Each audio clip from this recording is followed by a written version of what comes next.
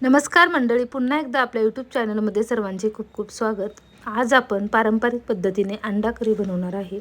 सर्वात प्रथम आपल्याला अंडे येथे बॉईल करून घ्यायचे आहे। अंडे बॉईल होईपर्यंत आपण अंड्यासाठी लागणारा जो मसाला आहे तो काढून घेणार आहे। सर्वात प्रथम आपण येथे धने भाजून घेणार आहे। कोरडा जिन्नस आपल्याला आधी भाजून घ्यायचे आहेत। धने भाजेपर्यंत आपण दुसरीकडे कांदा उभ्या साईजचा कापून घेणार आहोत। मंद आचेवरची धने येथे आपले खमंग खरपूस भाजून काढलेले आहे।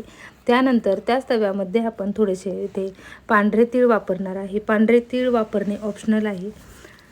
हे तीळही आपल्याला कलर बदलेपर्यंत मंद आचेवरती एक अर्धा मिनिटभर भाजून घ्यायचे आहे। हिवाळा लागला की थंडी भरपूर असते, मग अशा चमचमीत रस्सा भाजी खाण्याची आपली इच्छा होत असते। आपण हे सर्व वाटण लोखंडाच्या तव्यावरती भाजून घेत आहोत, कारण लोखंडाच्या तव्यावरचे वाटण चवीला छान लागते आणि आयर्नाचे प्रमाणही आपल्या शरीरामध्ये वाढते। भाजलेले खोबरे, कांदा आणि भाजकी डाळ हे घटकही आपल्याला छान भाजून घ्यायचे आहे। ते ब्राऊन होईपर्यंत आपण सर्व वाटण मस्त वाटून घेतलेले आहे।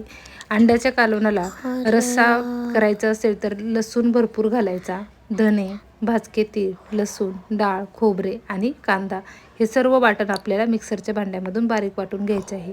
कढईमध्ये तेल टाकून घेतलेले आहे। त्यामध्ये घरचा तयार केलेला मसाला, लाल तिखट, कांदा लसूण मसाला, गरम मसाला, हळदी पावडर, आपल्या आवडीनुसार आपल्याला मसाले इथे टाकून घ्यायचे आहे। चवीपुरते मीठ आणि बारीक वाटून घेतलेले वाटण यामध्ये आपल्याला टाकून घ्यायचे आहे। तेल सुटेपर्यंत सर्व मिश्रण आपल्याला छान मंद गॅसवरती फ्राय करून घ्यायचे आहे। मसाला तुम्ही जेवढा छान फ्राय कराल तेवढं तुमच्या अंड्याची भाजी छान होणार आहे। आता मसाला फ्राय होईपर्यंत आपण बॉईल केलेले अंडे साल काढून घेणार आहोत आणि त्या अंड्याला या पद्धतीने असे कट मारून घेणार आहे, जेणेकरून अंड्याचा सर्व आर्क भाजीमध्ये उतरला जाईल आणि मसालाही अंड्याला चांगला लागला जातो। त्यामुळे या पद्धतीने आपण हे कट करून घेतलेले आहे।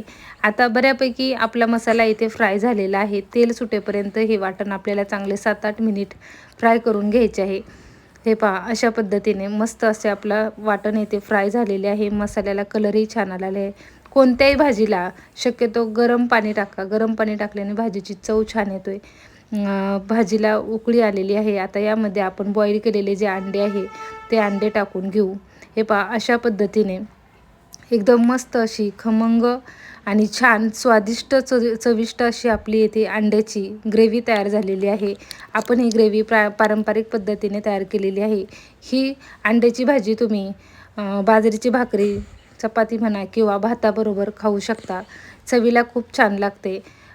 तुम्ही ही रेसिपी हिवाळ्यामध्ये नक्की ट्राय करून पहा। लहान मुलेही याला आवडीने खातात। हे पहा, अशा पद्धतीने एकदम मस्त अशी दाटसर आपली इथे अंड्याची भाजी तयार झालेली आहे। व्हिडिओ कसा वाटला कमेंट्स बॉक्समध्ये नक्की कळवा। पुन्हा भेटूया अशा साध्या सिंपल व्हिडिओसोबत। रेसिपी शेवटपर्यंत पाहिल्याबद्दल सर्वांची आभारी आहे। धन्यवाद।